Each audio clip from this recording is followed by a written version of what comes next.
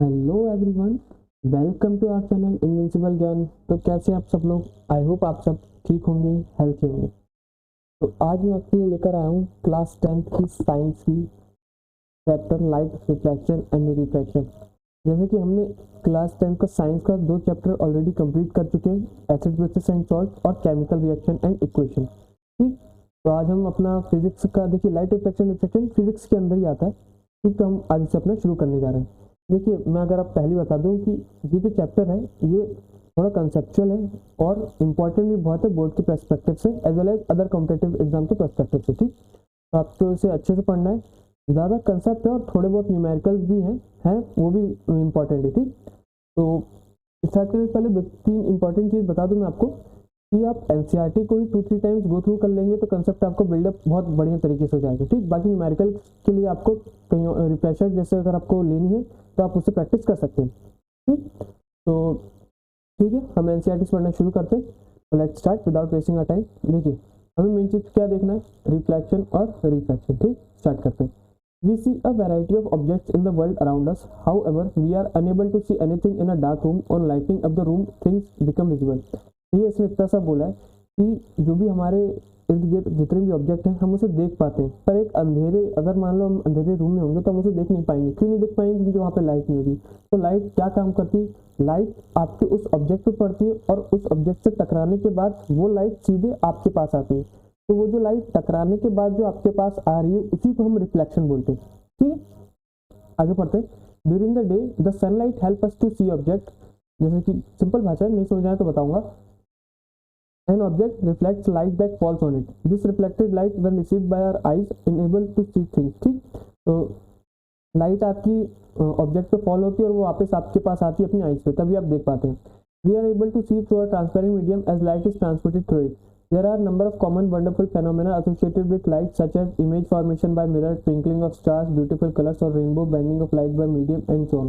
देखो, ये जो इसमें 3-4 फेनोमेना जो बताया जो आपकी डे टू डे लाइफ में आप जनरली देखते रहते हो, जैसे कि रेनबो देखते हो आप।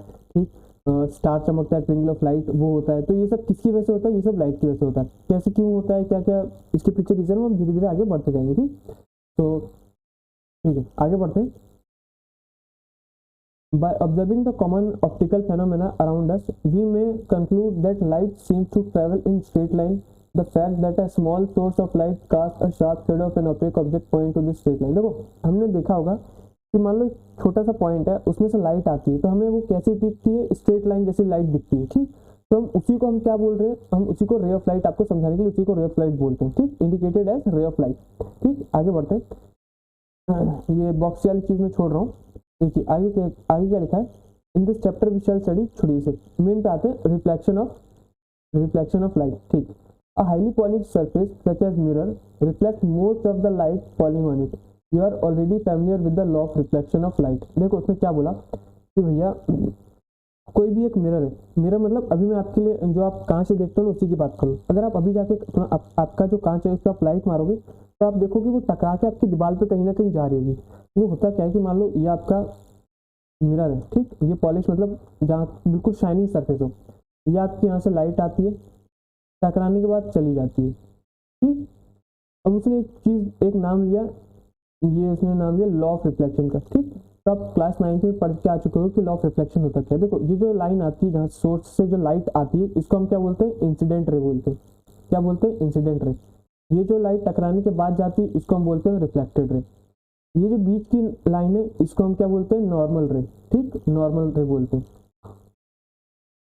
अब ये नॉर्मल से ये इंसिडेंट और नॉर्मल से आर, डायग्राम थोड़ा अलग बना है बट फिर भी आप समझ जाइएगा। इसी को हम बोलते हैं एंगल आई और angle r. Angle I is always equal to angle r. ठीक, तीन चीज angle of law of reflection में क्या होता है? Angle of incidence is equal to angle of reflection. ठीक, इसमें 3 रे होती है, इंसिडेंट रे, नॉर्मल रे और रिफ्लेक्टेड रे। ये तीनों रे एक ही प्लेन पे पड़ रही है। देखो मतलब ये कांच के एक ही प्लेन पे पड़ रही है। ठीक, तो ये इसका दूसरा स्टेटमेंट हो गया। ठीक, आगे बढ़ते हैं, आगे आपको दिखा पता पड़ेगा। देखिए क्या बोल रहा है वो। Let us recall these laws.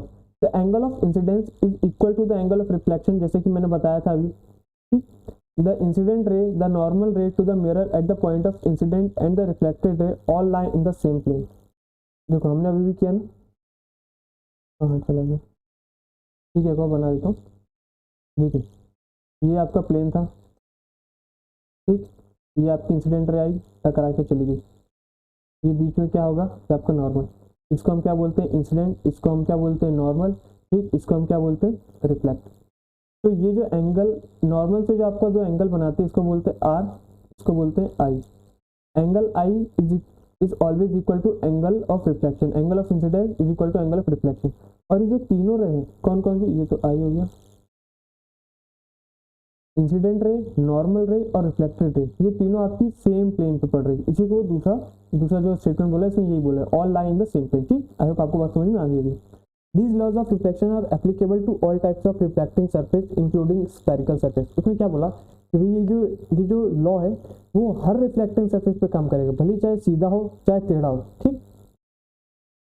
अब जैसे मैं बोल दूं स्फेरिकल सरफेस, जैसे ये तो आपका प्लेन मिरर है, एक सरफेस होता है, एक मिरर होता है, एक स्फेरिकल टाइप का होता है, ठीक।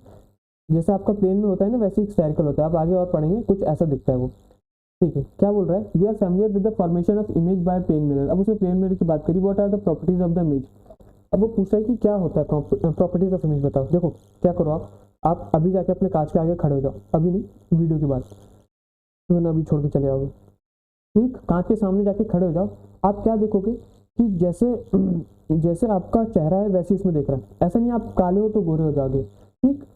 पहली चीज आप क्या नोटिस करोगे कि भैया जितनी आपकी, जैसे पहली चीज इंपॉर्टेंट बताओ, चलिए यहीं से पढ़ लेते हैं। Image form the plane mirror always virtual and erect, मतलब कि वर्चुअल एंड इरेक्ट मतलब क्या बताना चाह रहा है कि आपकी इमेज जो है मिरर के आगे नहीं बनती है, मतलब जहां पर आप हो वहां पे नहीं बनती, पीछे बनती है, मिरर के पीछे।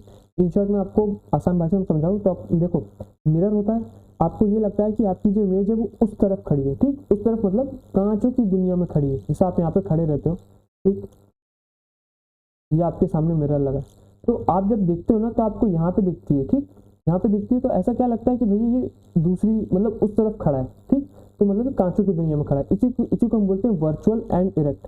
वर्चुअल मतलब इमेजिनरी, इन शॉर्ट आप ऐसे याद करो, वर्चुअल मतलब इमेजिनरी, रियल नहीं होती। इरेक्ट मतलब होता है सीधा, ठीक, इरेक्ट मतलब ये सीधा जैसे आप खड़ो वैसी, और वर्चुअल मतलब उस दुनिया में, या फिर आप ऐसा करो मिरर के पीछे, बिहाइंड मिरर के अंदर, ठीक। दूसरी चीज उसने क्या बोली, the size of the image is equal to the object, मतलब कि भैया आपकी 4 फुट की हाइट है, तो आप जब कांच को अपने आप को देखोगे तो ऐसा नहीं होगा कि वो 8 फुट की उठाएगी, 8 फुट की हो जाएगी, जितनी ऑब्जेक्ट की हाइट होती है उतनी इमेज की हाइट होती है, ठीक। तीसरी चीज क्या बोल रहा है, द साइज हो गया, the image form is as far behind the mirror as the object is in front of it. अच्छा उसने क्या बोला कि मान लो ये ऑब्जेक्ट, ये आपका मिरर है, ठीक, आप ऑब्जेक्ट से लगभग कुछ 5 सेंटीमीटर पे खड़े हो, तो आपकी जो इमेज बनेगी ना वो भी कितनी दूरी पे बनेगी, वो भी बनेगी 5 सेंटीमीटर, ठीक। यही मतलब होता है कि distance of object from mirror is equal to distance of image from the mirror, ठीक। आगे पढ़ते हैं, further the image is laterally inverted. अब उसने ये मेन चीज क्या बोल दी भैया, ये बहुत मेन चीज, इसको तो याद करना ही करना है, ठीक। लेटरली इन्वर्टेड, लेटरली इन्वर्टेड मतलब क्या होता है कि जब आप अपना दायां हाथ उठाओगे, कौन सा दायां हाथ उठाओगे, अपना ये वाला हाथ उठाओगे, तो उसका कौन सा हाथ उठता है, उसका ये वाला हाथ उठता है, उसका कौन सा हाथ उठता है, उसका ये वाला हाथ उठता है। जब अपना राइट हैंड उठाओगे तो आप उसकी तरफ से देखोगे तो उसका लेफ्ट हैंड उठता है, ठीक। इसी को बोलते हैं लेटरली इन्वर्टेड, मतलब उल्टा होता है, ठीक। बात समझ में आ गई। देखो कुल मिला के 4 चीजें, क्या 4 चीजें, कि size of the object is equal to size of image, पहली चीज। दूसरी चीज distance of object from mirror is equal to distance of image, दूसरी चीज। तीसरी चीज कि जो लेटरली इन्वर्टेड, हाँ ये तीसरी चीज याद कर लो, लेटरली इन्वर्टेड। चौथी और मेन चीज क्या है, वर्चुअल एंड इरेक्ट इमेज बनेगी। ये 2 वर्ड्स को ध्यान से देखो, बहुत यूज होने वाले, ठीक, वर्चुअल एंड इरेक्ट, ठीक। बात समझ में आ गई। प्लेन मिरर की प्रॉपर्टीज पूछता है, फिर बोल रहा हूँ इसको याद करना है आपको, ये पैराग्राफ को 2-3 बार देखना है, ठीक। आगे बढ़ते हैं। How would the images be when the reflecting surface are curved? Let us explore। अब उसने ये बोला कि भैया तो प्लेन मिरर की बात थी, अगर मान लो इमेज ऐसा तिरछा टाइप हो जाए, स्फेरिकल टाइप हो जाए, तब आप कैसा करोगे, ठीक। चलिए देखते हैं, आगे पढ़ते हैं, ये एक्टिविटी में छोड़ रहा हूँ अभी। देखो क्या बोल रहा है, the curve surface of a shining spoon could be considered as, अच्छा ये एक्टिविटी से रिलेटेड। देखो स्फेरिकल मतलब ऐसा होता है कि आपने चम्मच देखा है ना, वो स्फेरिकल का आधा शेप होता है, मतलब कि मान लो ये, जैसे मैं बोल रहा हूँ कि ये आपका पूरा सर्कल है, ठीक। स्फेयर मतलब इतना सा शेप का होता है, जिससे आपका समझ में इतना है ना, स्फेरिकल को अपन इतना ही बोलते हैं। ये कुछ जो देख रहे हो ना आप डायग्राम, इसी को स्फेरिकल मिरर बोलते हैं, ठीक। The most commonly use type of curve mirror is the spherical mirror. The reflecting surface of such mirror can be considered to form a part of the surface of a sphere. मतलब कि ये जो हम, ये एक part होता है, किसका पार्ट होता है, एक स्फेयर का पार्ट होता है, ठीक। ये देख रहे हो ना, ये पार्ट बना रहा है हल्का सा,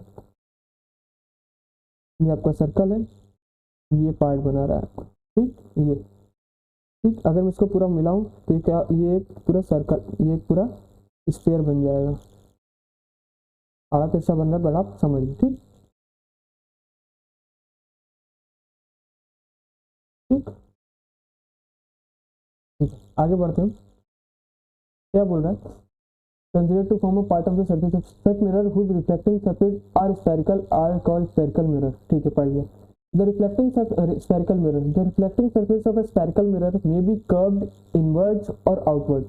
अब spherical mirror भी दो टाइप के होते हैं, एक उनका जो कर्व होगा वो इनवर्ड होगा, देखो ये कुछ अंदर की तरफ घुसा दिख रहा है, और जो कर्व होगा वो आउटवर्ड होगा। ये कर्व ही है, इसी को कर्व ही बोलते हैं, ठीक। तो ये जो कर्व है वो आउटवर्ड में, ठीक, मतलब एक ये वाला पार्ट और एक ये वाला पार्ट।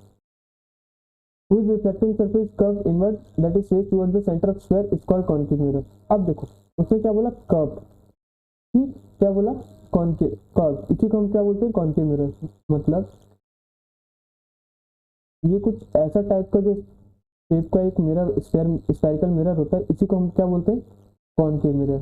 दो टाइप के मिरर होते हैं, एक कॉन्केव मिरर, एक कॉन्वेक्स मिरर। कॉन्केव मिरर में पॉलिशिंग बाहर की तरफ होती है, ठीक, और ये कॉन्वेक्स मिरर, इसमें जो पॉलिशिंग होगी वो अंदर की तरफ होगी, ठीक। पॉलिशिंग कहाँ हो रही है, अंदर की तरफ। सॉरी, ये तो आपको कॉन्केव मिरर।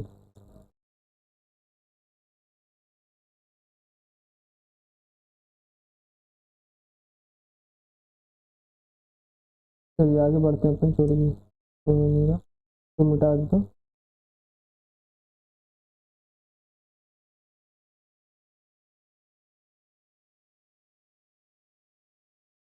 ठीक, बात समझ में आ गई। दो टाइप के मिरर रहते हैं, एक कॉन्केव मिरर होता है, एक कॉन्वेक्स मिरर होता है। कॉन्केव जो कुछ ऐसा दिखता है, ठीक, और कॉन्वेक्स जो कुछ ऐसा दिखता है। आगे बढ़ते हैं। Spherical mirror whose reflecting surface is curved outward। देखो इसका कर्व जो है वो आउटवर्ड में, इसका इनवर्ड में था, इसका आउटवर्ड में, ठीक। इसको क्या बोलते हैं, कॉन्वेक्स मिरर। याद रखो, कॉन्केव जो होता है वो कुछ गुफा, कॉन्केव, केव मतलब क्या होता है, गुफा, गुफा जैसा। तो ये जो मिरर बन रहा है कुछ गुफा जैसा बन रहा है, गुफा भी ऐसी खुलती है, ठीक। तो ये कॉन्केव हो गया। बाकी जो दूसरा बनेगा वो कॉन्वेक्स होगा, बस, ज्यादा कोई बड़ी चीज नहीं है। You may note in this diagram that black of the mirror is shaded, ठीक। You may now understand that the surface of the spoon curved inwards can be approximated to a concave mirror and the surface of the spoon bulged outward can be approximated to a convex mirror। वह spoon से वो relate कर रहा है, ठीक। आगे बढ़ते हैं। Before we move further on spherical mirror, we need to recognize and understand the meaning of a few terms. These terms are commonly used in discussion about spherical mirror. The center of reflecting surface of a spherical mirror is point called the pole। It lies on the surface of the mirror। The pole is usually represented by the letter P। देखो कुछ important चीजें जो मैं आपको यहाँ पे बता देता हूँ। देखो क्या है, सपोज हमने क्या बोला कि भैया स्फेरिकल मिरर कहाँ से आए, ये स्फेरिकल मिरर आपके स्फीयर से है, ठीक। अब मैं इसको ना यहाँ से काट रहा हूँ, ये जो आपका स्फेरिकल मिरर यहाँ से बन रहा है ना।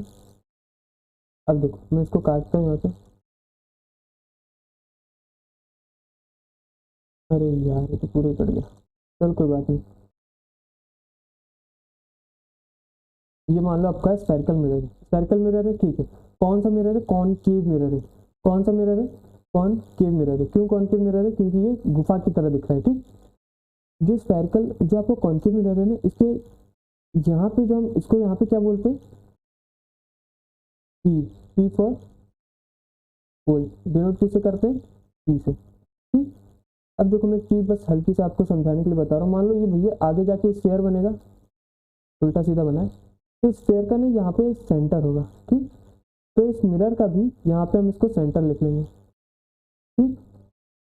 सेंटर होगा, और ये सेंटर से ये पूरा रेडियस होता है, मालूम है कि नहीं भैया, स्फेयर है, ये सेंटर होता है, सेंटर से यहाँ से आप देखोगे तो हम इसको रेडियस बोलते हैं, ठीक। तो इस मिरर के लिए ये भी क्या होगा, रेडियस होगा। बस एक चीज नई क्या आ जाएगी, ये पोल हो गया, ये सेंटर हो गया, और इनके बीच में बीचों बीच में एक चीज आ जाती है जिसे हम क्या बोलते हैं, एफ। जिसे हम क्या बोलते हैं, एफ। F for focus. ठीक, बात समझ में आ गई। अभी तक मैंने खाली 3 चीज बताई। एक पोल होता है, सेंटर ऑफ कर्वेचर होता है, जो कि मान लो स्फीयर का सेंटर है, किसी को हम सेंटर ऑफ कर्वेचर बोलेंगे। ठीक, ये पूरी क्या होगी, ये पूरी होगी रेडियस। रेडियस के बीचों बीच क्या होती है, एक चीज होती है फोकस। बस एक चीज अभी से एक्स्ट्रा पढ़ा रहा हूँ, आगे आगे जाके पढ़ेंगे। हमने ये देखा कि यहाँ से लेकर सी से लेकर पी तक हमने क्या बोला, उसको रेडियस बोला। ठीक, और रेडियस के बीचों बीच क्या है, एफ है। एफ किसका आधा है, एफ रेडियस का आधा है, तो हम आर को क्या लिख सकते हैं, एफ अपॉन 2 लिख सकते हैं। रेडियस क्या है, सॉरी सॉरी सॉरी उल्टा बता दिया मैंने, I am really sorry.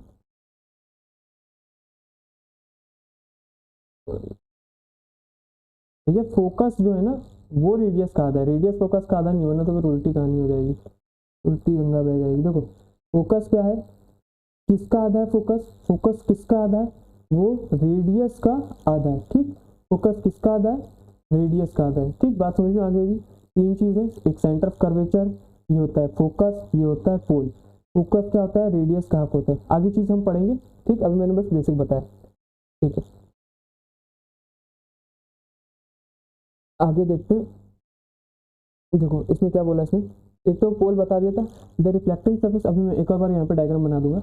The reflecting surface of a spherical mirror forms a part of sphere. This sphere has a center. This point is called the center of curvature of the spherical mirror. It is represented by the letter C. हमने बोला ना कि मान लो ये आपका sphere है, क्या ये स्फीयर, अब थोड़ा बहुत सही करना।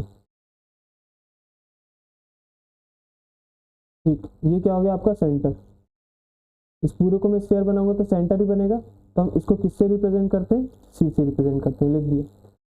ठीक, this point is called the center of curvature, the spherical mirror. It is represented by the letter C. Please note that the center of curvature is not a part of the mirror. ठीक, mirror का part नहीं होता है, वो sphere का होता है, इसलिए हम उसको बोलते हैं। It lies outside its reflecting surface. देखो इसका रिफ्लेक्टिंग सरफेस यहाँ से लेकर यहाँ तक है, फिर इसके आउटसाइड लाई करता है। ठीक, the center of curvature of concave mirror lies in front of it. However, it lies behind the mirror in case of convex mirror. Convex mirror में center of curvature यहाँ पे होता है, कॉन्केव मिरर में centre of curvature यहाँ पे होता है, पर कॉन्वेक्स में यहाँ पे हो जाएगा, वो हम बाद में पढ़ेंगे। द रेडियस ऑफ, अच्छा इसमें डायग्राम भी दिया है, देखो ये इसमें कुछ डायग्राम ये दिया है। देखो ये आपका कॉन्केव मिरर है, कॉन्केव मिरर में ये है सेंटर। ठीक, कॉन्केव मिरर के अंदर है, तो कॉन्वेक्स मिरर में मान लो हमारी ये है ना कि ये इस तरफ है, कॉन्केव में इस तरफ है और कॉन्वेक्स में बाहर की तरफ है, वो यही बताना चाह रहा है। ठीक, आगे पढ़ते हैं। यू में note that the radius of the sphere of which reflecting surface of spherical mirror forms a part is called the radius of curvature of the mirror. भैया स्फीयर का जो रेडियस होता है ना, जैसे मैंने पहले बोला था कि यहाँ से लेकर ये पूरी लाइन जो होगी वो स्फीयर का रेडियस बनाएगी, तो इसको भी रेडियस ही बोलते हैं, बस इसमें क्या बोल दिया, रेडियस ऑफ कर्वेचर बोलते हैं। ठीक, यहाँ पे जो पॉइंट होगा इसको हमने क्या बोला था, इसको हमने बोला था पोल। ठीक, अभी मैं आगे दिखा दूंगा। It's represented by the letter R. You may note that the distance PC छोड़ी equal to the radius of curvature. ये P for pole, C for curvature. ये क्या पूरा दिखाता है, ये रेडियस दिखाता है। ठीक, और यहाँ से पूरा आगे तक जो लाइन जाएगी उसको प्रिंसिपल एक्सिस बोलेंगे। ये जो लाइन जा रही है इसको क्या बोलेंगे, this is called principal axis.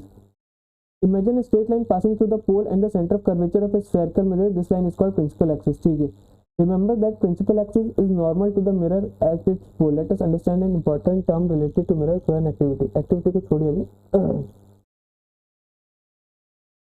देखो यहाँ से मैं बता देता हूँ एक और बार, ये इसने पोल दे दिया। ठीक, पोल था, ये सेंटर हो गया।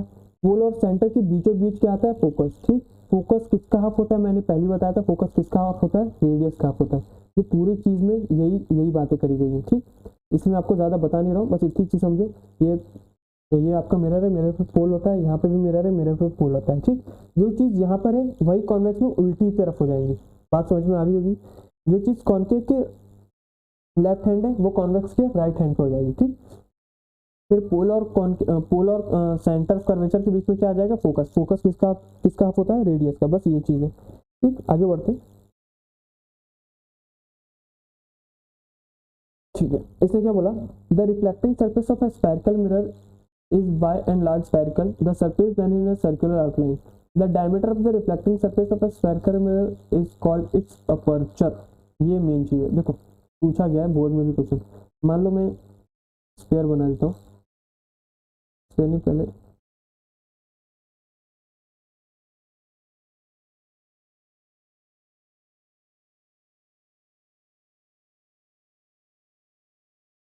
देखो ये स्फीयर बना लिया।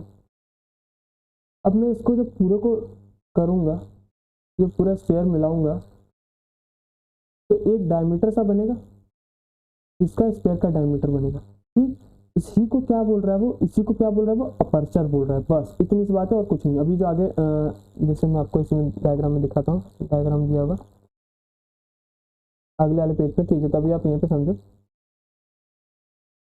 ठीक, ये जो पूरा होगा इसी को डायमीटर को हम क्या बोलते हैं, अपर्चर बोलते हैं। अभी तक फिर बोल रहा हूँ हमने चार चीज देखी, पोल, फोकस, सेंटर ऑफ कर्वेचर और रेडियस ऑफ कर्वेचर। जो ये यहाँ से जैसे सेंटर आपको ये हो जाएगा, ठीक, इसको हम क्या बोलते हैं, रेडियस ऑफ कर्वेचर। ठीक, ये पूरा हम क्या बोलेंगे, अपर्चर, पूरा हम क्या बोलेंगे, अपर्चर। ठीक, we shall consider in our discussion only such spherical mirror whose aperture is much smaller than its radius of curvature। बात समझ में, इसने क्या बोला, हम क्या, we shall consider in our discussion only such spherical mirror, हम उन spherical mirror की बात करेंगे जिनका अपर्चर जो है वो बहुत ही स्मॉलर है। किससे भी ज्यादा स्मॉलर है, रेडियस ऑफ कर्वेचर से भी ज्यादा स्मॉलर है। उस अपर्चर, वैसा स्फेरिकल मिरर हो, वैसा अपर्चर हो, उन स्फेरिकल मिरर की हम बात करेंगे। Is there a relationship between the radius curvature and focal length. देखो मैंने आपको बताया था कि हम इसको क्या बोलते हैं, मान लो ये हो जाएगा आपका पोल, वो क्या जाएगा, पोल ही है। ठीक, पोल और सेंटर के बीचों बीच क्या आती है, फोकस। ठीक, ये पूरी रेडियस है, तो फोकस किसका हाफ होता है, फोकस जो है वो किसका हाफ होता है, रेडियस का। ठीक, या फिर ये बोल दो कि रेडियस में 2 टाइम्स, मतलब रेडियस किसका 2 गुना होता है, ये 2 गुना किसका होता है, फोकस का 2 गुना होता है। मतलब 2 उधर पहुंचाओगे तो दोगे तो 2f आ जाएगी। ठीक, बात समझ में आ गई होगी। ये मेन फॉर्मूला, इसको आपको याद करना है। ठीक, अब बाकी बात समझ में आ गई आपकी। ठीक, देखो हमने अभी तक मेन चीज देखी, तो हमने अभी तक सिर्फ और सिर्फ इंट्रो लिया है, प्लेन मिरर की प्रॉपर्टीज पढ़ी है। ठीक, ये स्फेरिकल मिरर के बारे में कुछ कुछ इंट्रोडक्शन लिया कि क्या क्या चीज होती है, पोल होता है, ठीक, फोकस होता है, सेंटर ऑफ कर्वेचर होता है। एक फॉर्मूला पढ़ लिया, focus is equal to r/2, ये फॉर्मूला इंपॉर्टेंट है। ठीक, ये r is equal to 2f, इसमें अभी मैं आपको एक क्वेश्चन देता हूँ, आप उसको कर लीजिएगा। ठीक, बाकी इमेज फॉर्मेशन अलग अलग इसमें कैसे कैसे बनेगी वो हम अगली क्लास में करेंगे। एक क्वेश्चन आप नहीं तो लिख लो, जैसे मान लो आपको दे दिया मैंने, सपोज के लिए दे दिया मैंने f, अगर मैंने आपको दे दिया 10, ठीक, तो मुझे आप रेडियस बता दो, रेडियस क्या होगा, यहाँ पर पुट कर दो कि आसानी से आ जाएगा। ठीक, कुछ किसी किसी भी फॉर्मूले पर पुट कर दो, आपको आसानी से आ जाएगा। मान लो आपको रेडियस पूछिए, आर का आर यहीं पे लिख दो 2, एफ क्या, एफ कितना दिया मैंने 10, तो आपका रेडियस कितना आ जाएगा 20। ठीक, आपका रेडियस कितना आ गया 20, बस बात खत्म, और कुछ है ही नहीं इस फॉर्मूले में। ठीक, तो हमने पोल पढ़ा, फोकस पढ़ा, सेंटर ऑफ कर्वेचर पढ़ा, रेडियस ऑफ कर्वेचर भी पढ़ा। रेडियस ऑफ कर्वेचर किसका डबल होता है, फोकस का। फोकस किसका हाफ होता है, रेडियस ऑफ कर्वेचर का। ठीक, हमने फिर उसके बाद प्लेन मिरर में पढ़ा था, प्लेन मिरर क्या होता है, प्लेन मिरर की कुछ प्रॉपर्टीज पढ़ी थी। पहली प्रॉपर्टी, मेन प्रॉपर्टी क्या थी, वर्चुअल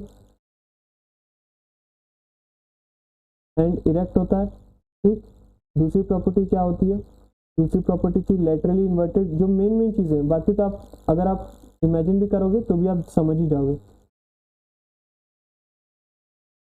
ठीक, तीसरी मेन चीज क्या थी कि भैया जो हाइट ऑफ ऑब्जेक्ट होता है या हाइट ऑफ जो भी होता है वो किसके बराबर होगी, हाइट ऑफ इमेज के बराबर होगी। ठीक, चौथी चीज क्या थी कि डिस्टेंस ऑफ ऑब्जेक्ट जितना होगा वो कितना होगा, डिस्टेंस ऑफ इमेज भी उतना ही होगा। मतलब आप मान लो मिरर से आप 10 सेंटीमीटर की दूरी पे खड़े हो, तो आपकी इमेज भी उस दुनिया में, मिरर से उस दुनिया, मतलब समझो वर्चुअली, मैं ऐसा कहना चाह रहा हूँ ताकि आपको याद हो जाए, वर्चुअली मतलब मिरर के अंदर। ठीक, इमेज की डिस्टेंस भी उतनी होगी। ये मेन 4 चीजें थी, और कुछ तो नहीं बोल रहे। Virtual and erect, laterally inverted मतलब आप अपना राइट हैंड उठाओगे तो उधर लेफ्ट हैंड उठेगा, ऐसा कुछ।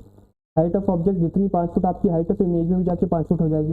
Distance of object, distance of image. ठीक, मेनली यही 4 चीजें थी जो आपको प्लेन मिरर में याद करनी थी। ठीक, और पूछा जाता है जनरली इस पॉइंट से पूछा जाता है, इस पॉइंट से पूछा जाता है। ठीक, तो आई होप आपको समझ में आई होगी आज की क्लास। ठीक, आज हमने कुछ नहीं करा, जनरली इंट्रोडक्शन ही लिया और कोई भी बड़ी चीज़ नहीं करी।